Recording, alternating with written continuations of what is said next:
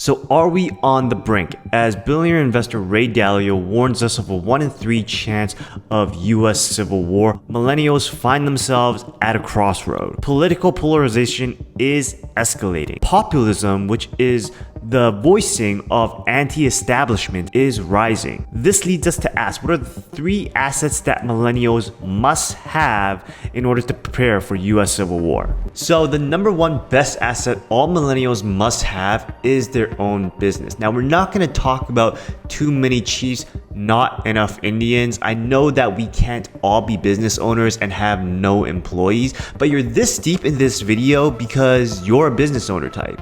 I'm a business owner type. How do you know? Well, when you're observant of your surroundings and you realize that your millennial friends are going to restaurants, they're going shopping, they're going to theaters, they're traveling more than once a week, and they're posting all of that on Instagram while having a 9-to-5 job, and you know that that 9-to-5 job is their only source of income, then logic tells you that their finances are shaky and that they likely have a ton of debt. If they get canned, they're done. And just the fact that you observe and notice that makes you, I think, a business owner type. Now, I remember watching this PBD podcast. Now, Patrick Bet-David and Valuetainment make some great stuff. He was telling this story of how when he left Iran during the Islamic Revolution, there were a lot of sheiks around his time, business owners who also left Iran.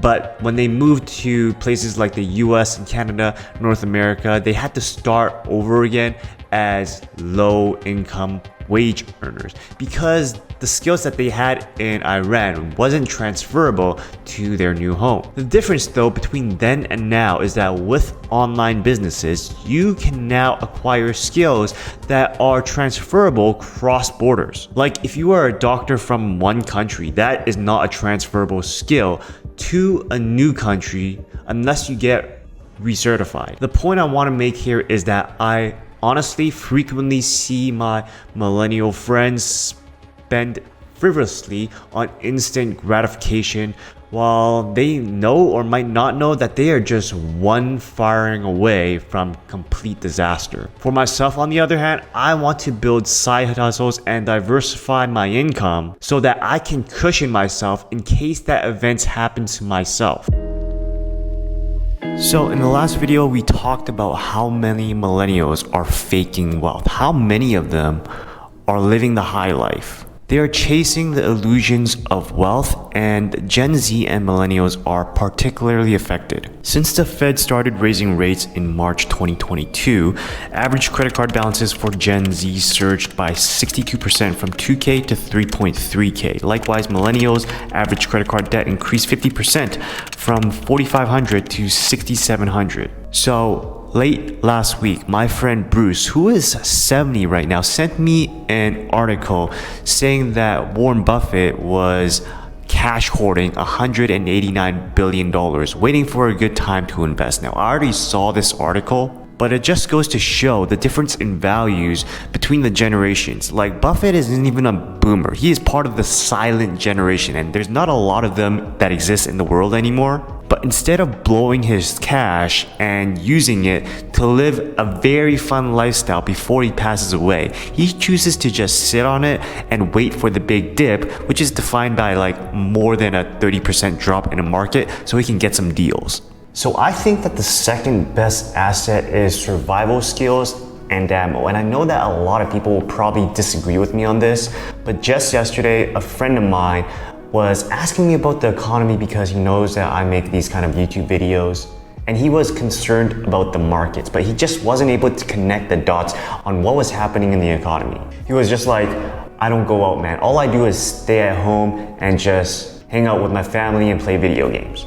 And that's fine. And in a sense, he's right in doing that and just staying at home and not spending money. I am the same way.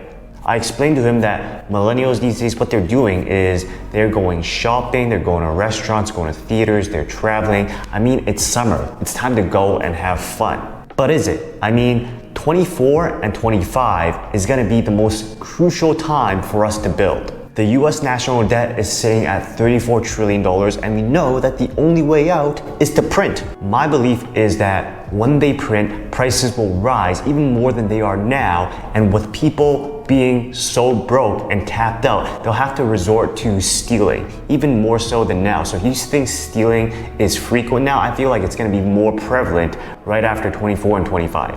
And for myself, I have some loose plans to move up to Wyoming just because there's no income tax and they have low taxes on everything. And on top of that, most importantly, there's not a lot of people, because where I want to be away from is I want to be away from cities where there are a lot of people and there's just a higher likelihood of there being violence when hit the fan.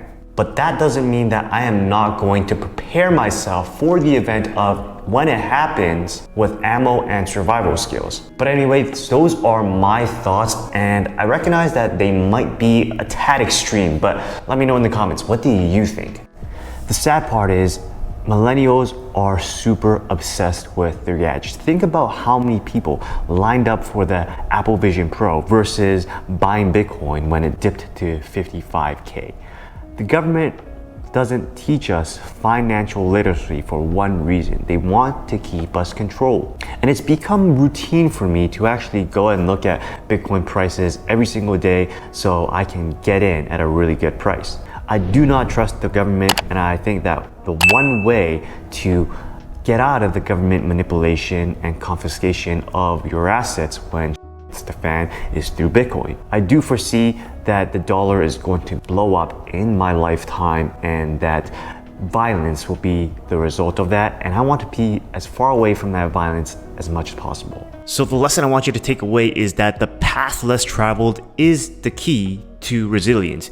Your friends, my friends, are all caught in a cycle of instant gratification.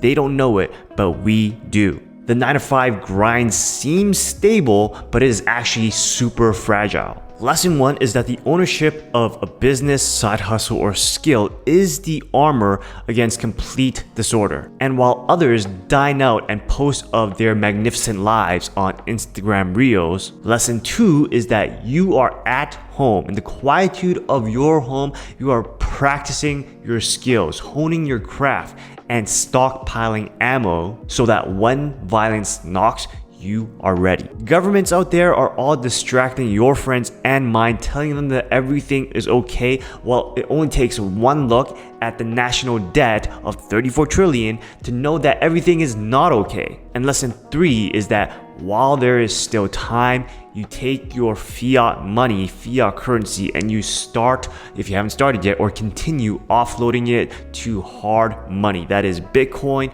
gold, silver, and anything that holds value. So to me, we are on the brink, and you can really feel the escalating tensions all around us. I mean, just look in the news or go take a walk down your street, and you actually feel more in danger than you did in the past. Like when I walk down the street now as an adult versus when I was a child in 08, I look over my shoulder a lot more than I did in the past. I don't know if you feel the same way, but now that I am an adult, the threats of populism and desperation feels more real than ever. Now today you learned a lesson about my 3 must-have assets that you should really try to acquire before US Civil War happens. Let me know what's yours, and if you really want to know if we're in a recession or not, well, can the stripper index really tell us whether we're in a recession or not? Well, I made a video about that in the last week, and you can check it out right here.